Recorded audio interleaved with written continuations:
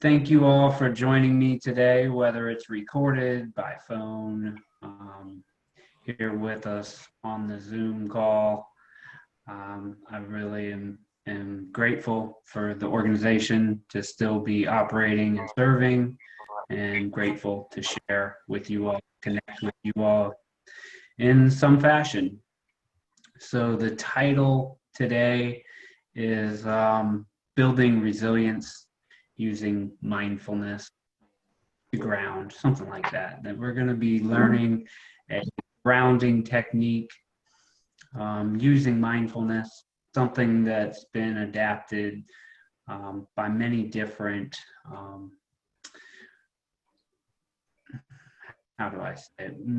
Lots of different modalities use grounding techniques, not just in mindfulness, but in somatic experiencing therapy, in many different approaches to healing.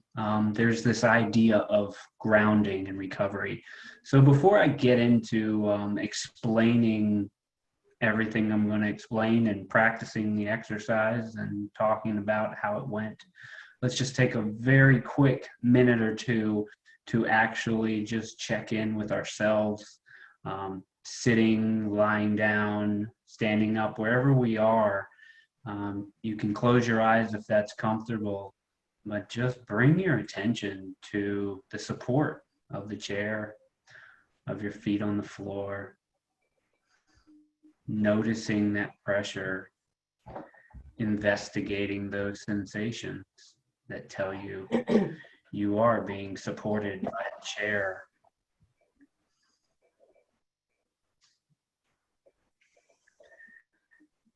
Maybe taking a few deeper breaths through the nose if that's possible. If not, however it feels comfortable.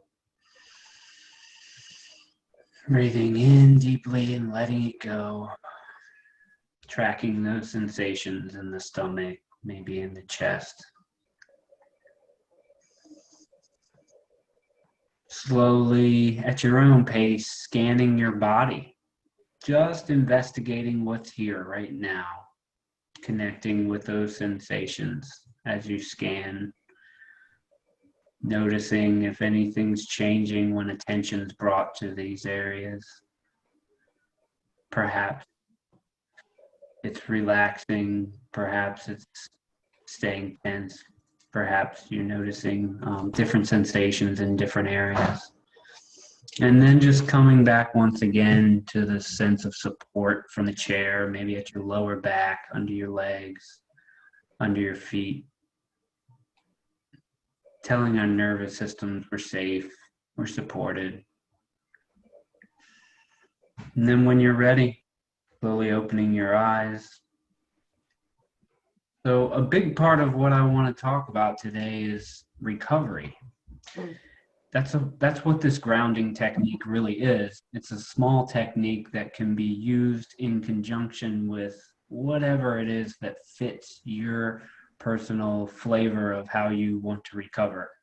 Different situations might call for different forms of recovery, and you can adapt this to any situation. But many of us, including myself, believe that there's a lot of emphasis these days put on doing, and not as much on the recovery aspect, the importance of rest, sleep, whatever it is that helps put us at ease.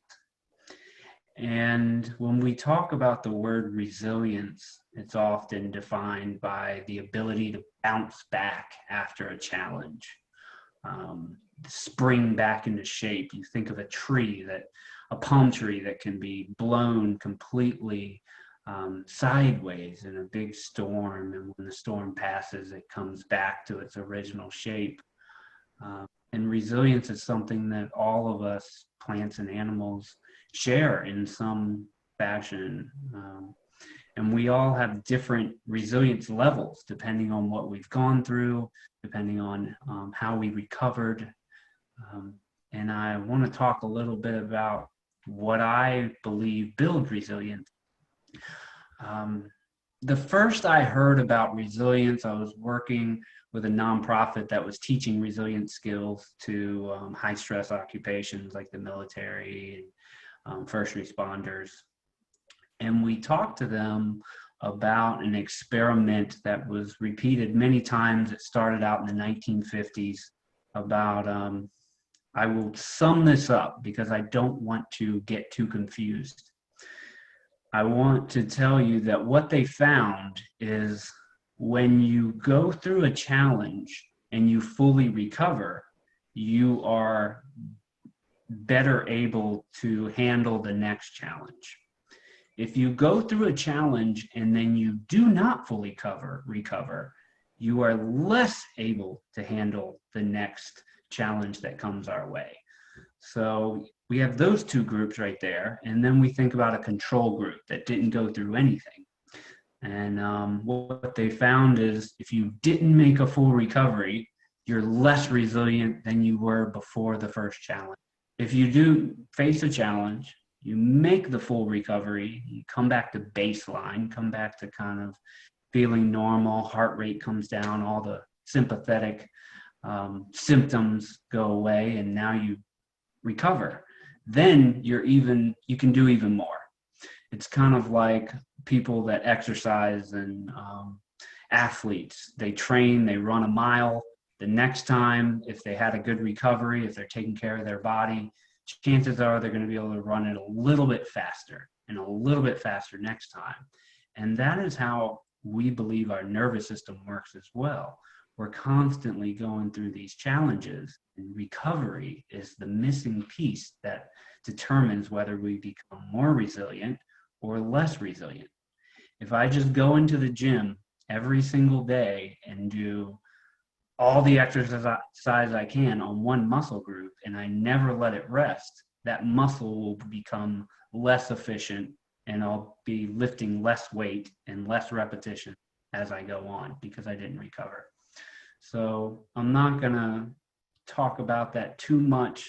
We get the idea that in order to build resilience, it's not about just pampering ourselves and never coming into challenges. It's about knowing our boundaries, honoring those boundaries. And once you challenge yourself, whatever that is, maybe you go through a little stress of the day, is starting to build in recovery. And that can come in the form of this grounding exercise that I'm going to talk about.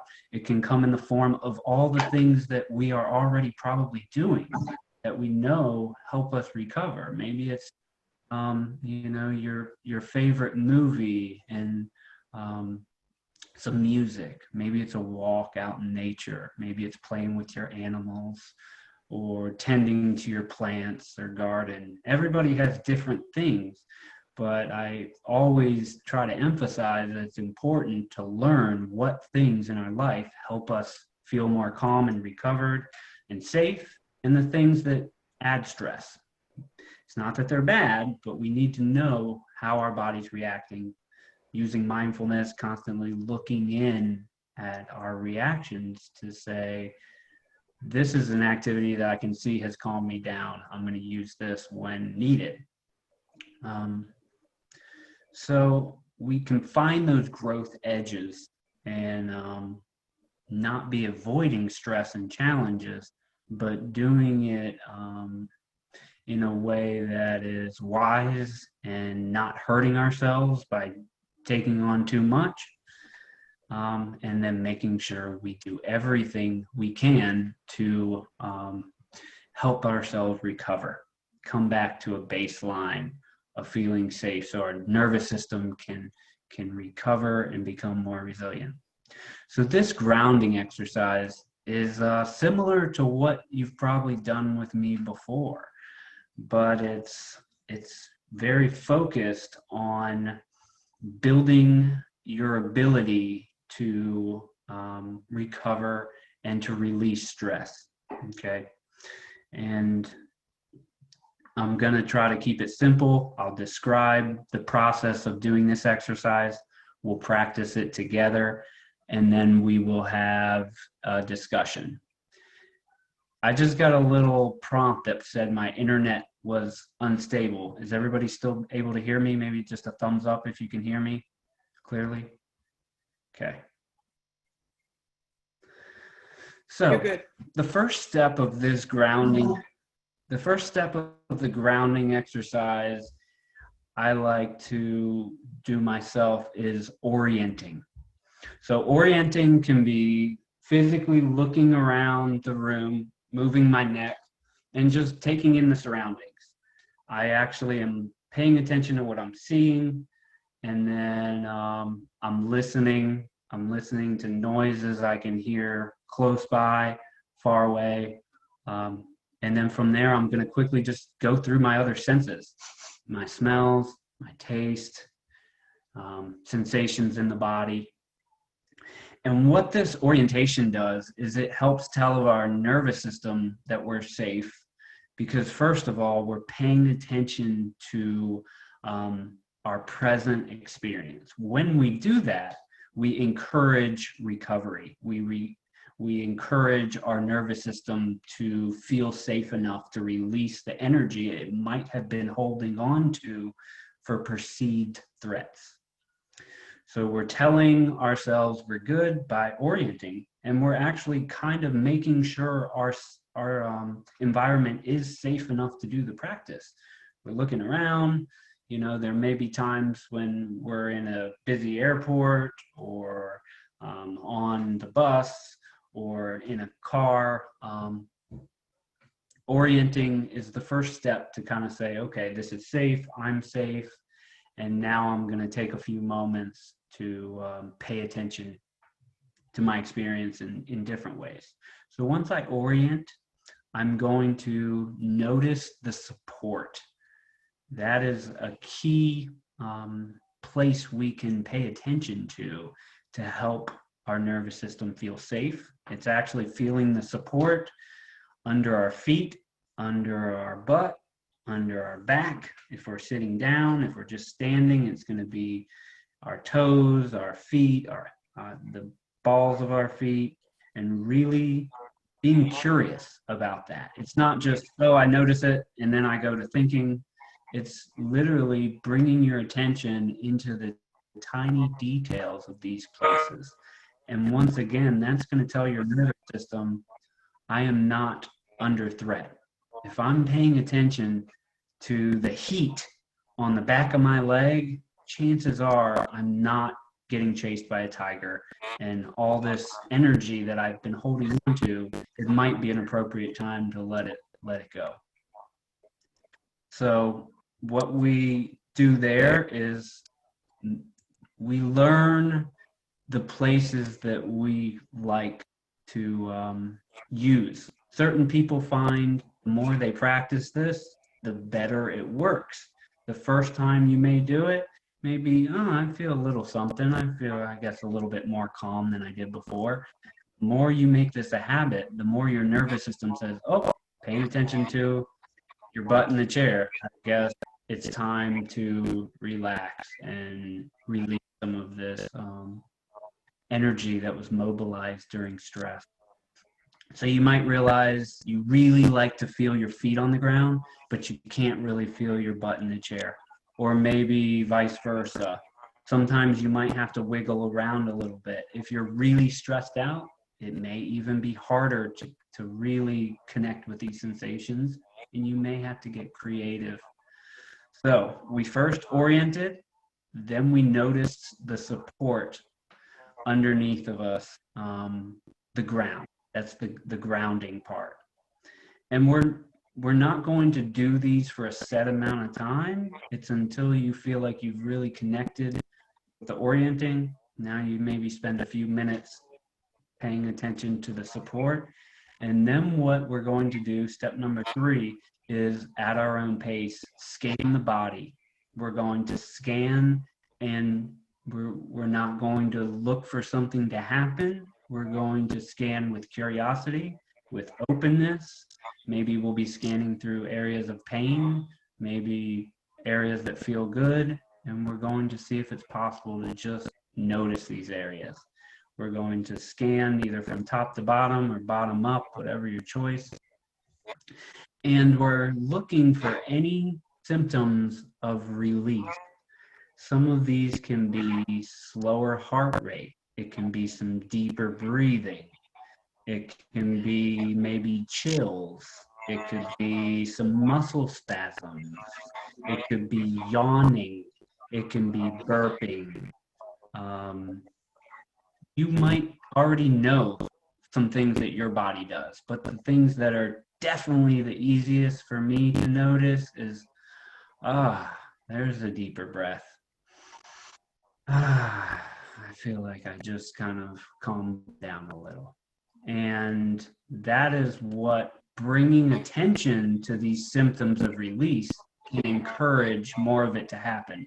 You're bringing mindfulness to it and noticing it. You're not like, oh no, it needs to keep happening, or oh no, it's just watching it. And then as you scan the body, you may continue to be aware of these release symptoms. And then when you no longer notice anything that's really grabbing your attention, you can move back to that place of support. That's step number 4. Only 4 steps. Orient, notice the support, scan the body for release, and then go back to your support. This is just a very short exercise that can be integrated. It can be the beginning of your meditation practice. It's kind of what I have done in the beginning of different practices. I do it on the run if I'm standing, or any time when I feel like I need to release a little stress or calm down a little. I'm kind of doing this practice, whether it's formal or just on the go. I've in the organization I worked with before, what we used to do with people is ask them either, are you feeling a little bit of stress in your life at all? If you are, then that's fine. If you're not, you don't have to, but I welcome you, if you feel the need or like you want to do it, to think of something that not too stressful that brings up a little stress. I'm not going to suggest that you do that unless you feel called to. In some instances, we found that people were able to, either through physical exercise or actual thinking of stressful situations, they felt the symptoms of stress. They got a chance to feel that. And then we did the practice, and then they felt the symptoms of parasympathetic release. I'll leave that up to you, each one of you. And if you do want to inoculate a little stress, as we would do in the military to train, please, by all means, bite off whatever is appropriate for you to chew. And then when you're ready, we're going to turn our attention to orienting, actually moving our neck muscles, looking around our room, seeing light, seeing colors, shades. We may see stories in our mind, thoughts, and we're just coming back to seeing and looking. We're almost scanning our environment, making sure it's safe, secure. We're in a good place for this. Maybe when you're ready, shifting your attention to listening, noticing the sound of my voice as well as sounds in the room close to you.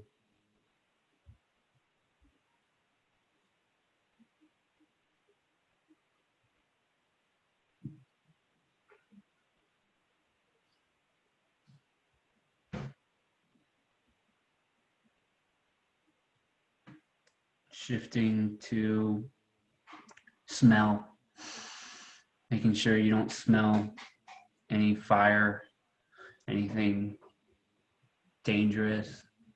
And our sense of smell is very valuable as well. And while I'm on that topic, I'll just quickly say smell can be a great calmer or a great stimulator. You know your smells. When you do a grounding exercise, it might be helpful for a pleasant smell to be with you, whether that's incense or essential oil or a candle. So just smelling for a moment. Maybe tasting. What's the taste in our mouth? It's usually very subtle, but see what we can pick up here. Just by turning into the present moment through our senses, we're telling our nervous system that it's a great time to release anything we're ready to release. And then we're going to shift to number 2, feeling the support. Whenever you're ready, let's start with the feet, feeling the toes, where they make contact with the ground or shoes or socks.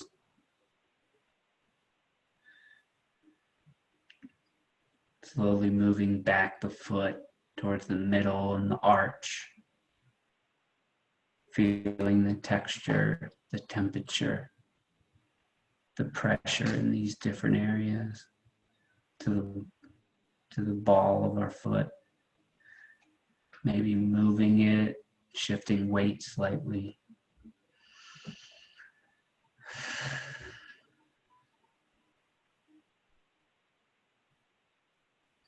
When we're ready, noticing the chair underneath of us if we're sitting.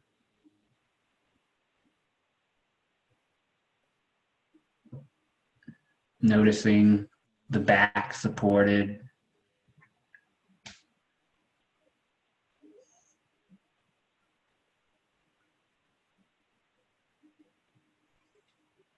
Maybe shifting our weight ever so slightly.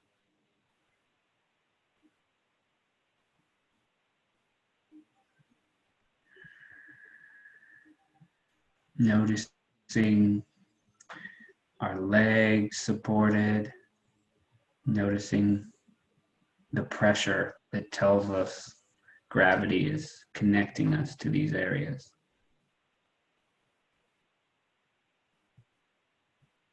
And when you're ready, we're going to move to number 3, scanning of our own body, either from the bottom up or the top down. Moving slowly at our own pace.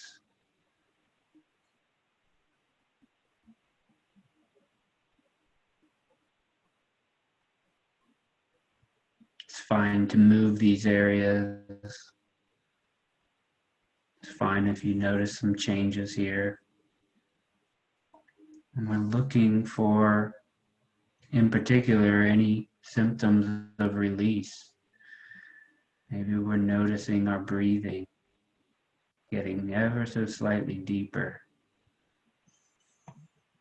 Maybe moving down lower into the abdomen. The stomach rises and falls. And we're noticing our heart rate slowing. Maybe we notice some heat or chills, vibrations. Maybe we notice yawning.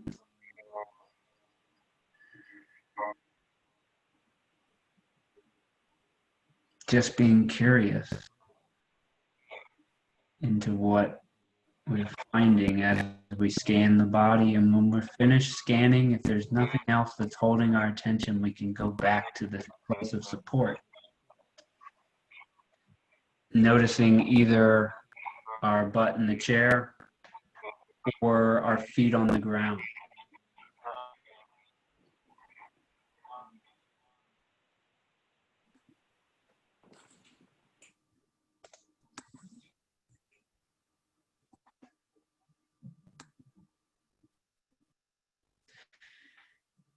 And then,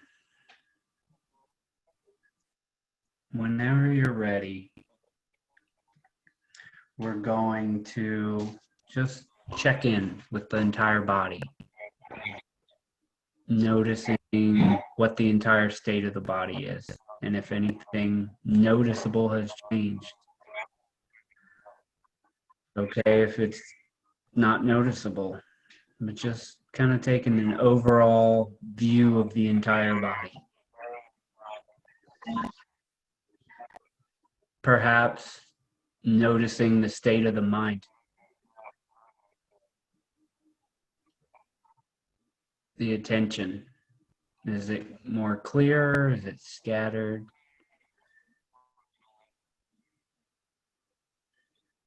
Maybe the emotional state of the body. Anything we can notice here.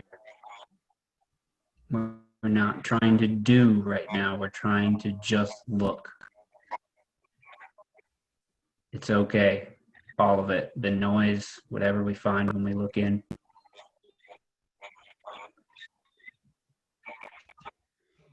All right. Any comments? Anything you noticed? Any questions of clarification? We could try raising your hand and then Karen or can unmute you. Or if you're on the phone, we'll give you a chance eventually. But I'd love to hear some experiences, some comments about that exercise or any questions about it.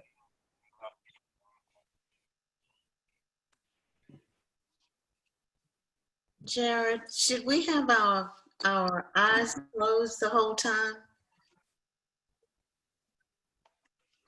Great question. I find that it really is self-preference. If I am somewhere like out in nature or in a busy place, I'm probably going to feel more comfortable with my eyes slightly open, like looking down, so I can still be aware of anything coming at me. If I'm by myself, I'm probably going to feel more comfortable with my eyes closed. I would suggest you kind of play around with that, and maybe you'll find that it's always one way for you, or maybe certain situations like myself, you feel better one way or the other. Mm-hmm. There's no right way though. Yeah. How was that for you? It was good. I actually had my eyes open for the first part with my feet, and then when you went to the butt on the seat, I closed my eyes and just kept them closed for the rest of it. It was a good sensing of awareness of my whole body. You know, I like the progression, progressive grounding. Mm-hmm. Very good. So, I mean, if we weren't feeling much stress, there might not be much to feel. And as I did mention, you could end up noticing more as you practice this more. And if you really want to kind of feel this in a more gross way, where the changes are more noticeable, try it after some exercise or after you just got a little flustered because you're scrolling Facebook and seeing all the terrible news on there, or whatever it is. Sometime when you know, okay, I'm up here, it would be a really good time to practice and watch as the body slowly comes down. It's a powerful experience to see that shift from sympathetic to parasympathetic.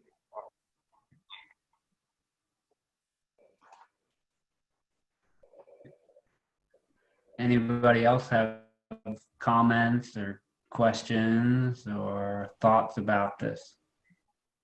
How they might use it or anything? Jared, that was awesome. And it was so simple to remember, because a lot of times when I'm activated or I need something simple that I can remember 1, 2, 3, 4, and you really helped us to remain curious about it. So we're doing something, but yet we're just being with it. And that was beautiful. It really got me into the sensations of my body. Thank you. Wow. Mm. Yeah. Thank you, Karen, for that. That was very glad to hear that. And Yeah, that was cool. I encourage you to, you can write down the 4 steps again if you have not. Orient, support, scan, support. OSSS. And tailor it to what works for you. You might find that, man, I really have a powerful experience when I put on this classical song or these 432 megahertz vibrations on YouTube or whatever it is that you know. When I smell lavender essential oil and sit in this one old chair,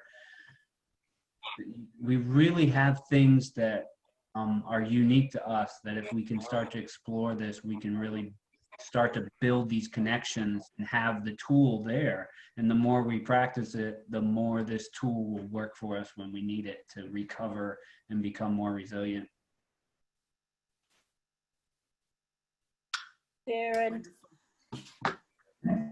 I want to apologize for coming in so late. I had an appointment, so I just No problem. got here late, but not that I haven't done things before. So it's just good to see everybody. Mhm. Thanks. Is there anything you would like me to review? Thank you for joining us. No problem. Did you catch kind of the gist of it, of orienting, looking around, engaging all the senses of where you are? Then you're noticing your support, either sitting or bottom of your feet. Then you're scanning the body for sensations of release. And then you're coming back to the support. Okay, that was probably a really good summary, right? And breath in there also, right?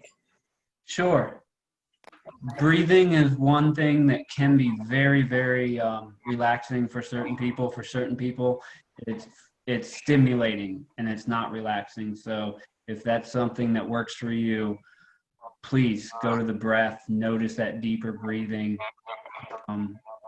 If it's something that activates you and makes you feel a little uncomfortable, then that's not going to be part of your grounding exercise.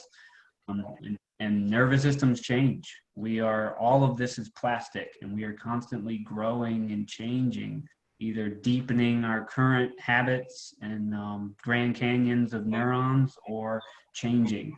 So you might find later on, a year later, wow, now that I've done more practice, breathing is really a great thing to incorporate into my grounding exercise.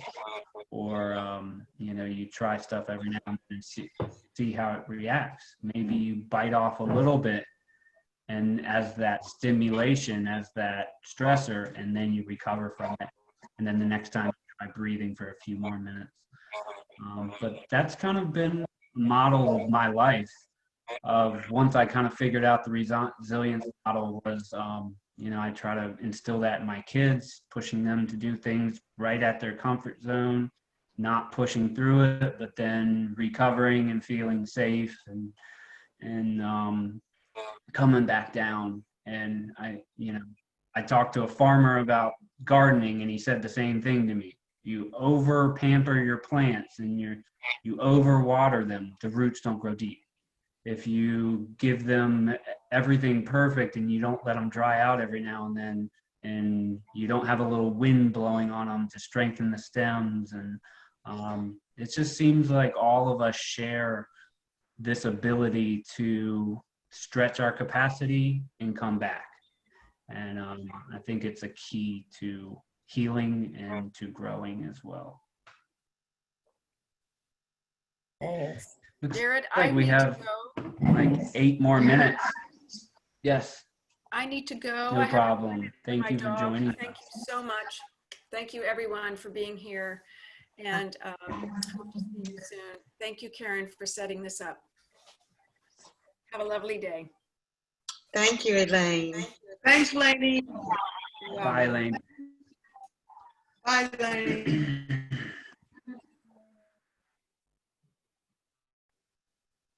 Anybody else have So I want to anything be they sure, want to share or? I want to be sure, I want to be sure I have permission to post this on our website, that everybody's okay, because we can see all of your faces right now, except for the person on the phone. So do I have permission from everybody to post this on Yes. our website? Yes. Yes. All right. Will we be able to hear it again, Karen? Yeah, it'll be posted on the website, and so you'll be able to see it anytime. Great. Okay. Well, I'll listen to the whole Um, thing, Jared. Wonderful. Are Good. you okay, Belinda? Yeah. Yeah, she had her thumb up. Oh, There. okay. All right. Okay. I see it now. Ah, Karen, if nobody else has anything, do you have anything to add? Any thoughts? I mean, you being a somatic experiencing therapist, this is a big part of what you've learned and done. Any other kind of tips or anything you want to share? Since I have been isolated here during this COVID pandemic, I have been on many webinars with some of the best facilitators in the country. And I'm just going to say, Jared, you did an awesome job that would stand beside any of them. And you simplified it in a way that you don't have to get an encyclopedia to figure out what it is that you're really trying to get across to us. And so I'm just really touched by your presentation. That was awesome. Yeah. Thank you so much. And the whole thing that you bring forth about being versus doing is what is, I find it is building my resiliency, because I get stuck and I get activated in this whole thing about, I got to do this, I've got to do this, I've got to do this, I've got to do this. And when I slow down and I get curious about what's really going on in this organism, you know, when I just be, then if there is something to do, it'll come forth, but I don't have to focus and be so intent on being trapped into doing this. And so I thought that was beautiful how you brought that forth. Thank you. Thank you. Thank you for sharing that. The thought that's crossing my mind now is just to share that I said earlier, we tend to put so much emphasis on eating right, exercising, the doing, the external versus the recovery. And as I found when I got out of the military is, you could have asked me when I got out of there, like, are you recovered? Yeah, I'm good. But when I actually started learning mindfulness and meditation and getting, for my job, I had to go to these long silent retreats. It was like, what is all these big things coming up and releasing that I thought I was already recovered? So I think recovery, and you know, you do this grounding exercise and you get deeper and deeper into it, there's more layers that can release that we weren't even aware of. We thought, oh, we're good, I'm at a normal state of mind. But for most of us, I'm betting there's lots more that's ready to be released, but perhaps we haven't gotten to a place where our nervous system feels comfortable releasing them. And I would still bet there's more work, lots more work for me to do personally. And I would bet the same for most anyone, especially people that have been through higher stress stuff, that, you know, if there's a place for growth, it's in the recovery, is just what I'm trying to get across is we underemphasize it. And I think it's a skill that can be practiced and developed to allow ourselves to continue to grow through recovering and releasing.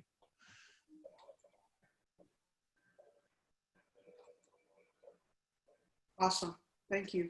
Any last thoughts or questions?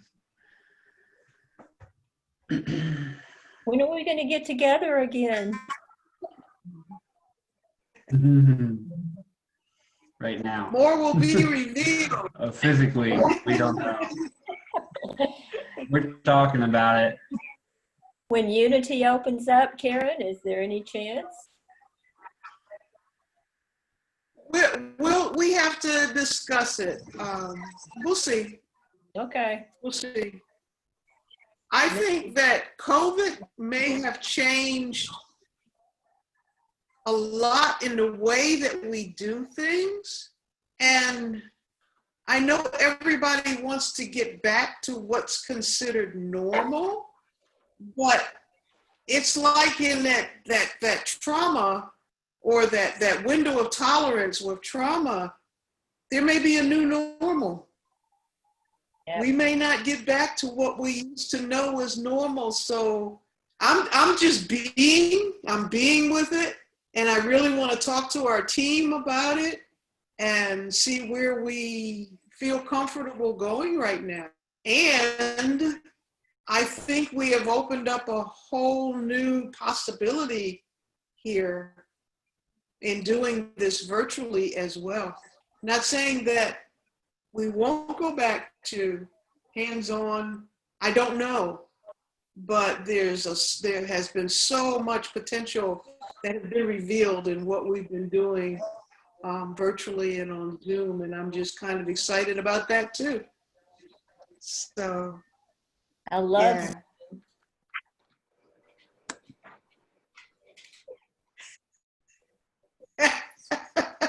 I'm sorry. I'm laughing at Belinda. Belinda just sent me in the chat. She said, for those of us who are introverts, this is great. I agree. I agree. I agree. I even So, like doing we'll yoga. see. So, Well, I'm sorry, Lynn, what was that? I even like doing yoga on Zoom. I don't have to go down there to the Y where all that, who knows what's there. This is good. Yeah. We are And finding I'm out having, we can do so much more than we thought. Yeah. And I do now my somatic experiencing sessions on Zoom, and I find out that going into my session, I'm so much more regulated going into the session. And, you know, I'm not driving here, racing there, and trying to get over here. And, you know, I can actually go into a session already regulated, and that's awesome. That's an awesome experience. So I'm not sure where we are on time. No. It We have is time. Any more 2:46. questions, discussion? Yeah. Anything more for Jared? We had 12 people earlier, but we had a little challenge with somebody trying to hack in, and we lost a bunch of people that haven't come back. So I'm really looking forward to seeing them next session, our next clinic. Yeah. Jared, thank you. Yeah. I'm trying to be Thank still you and so not much. rush this and see what comes up. Yeah. So does everybody feel complete? Yep. Thanks. Yes. Yeah? Introvert? Yes, okay. All right, guys, thank you so much. Big hugs. Big hugs. Take care. See you guys next time. Big hugs. Yeah. Big hugs. Yeah. Bye. We talked about. Bye-bye. All right. Bye-bye.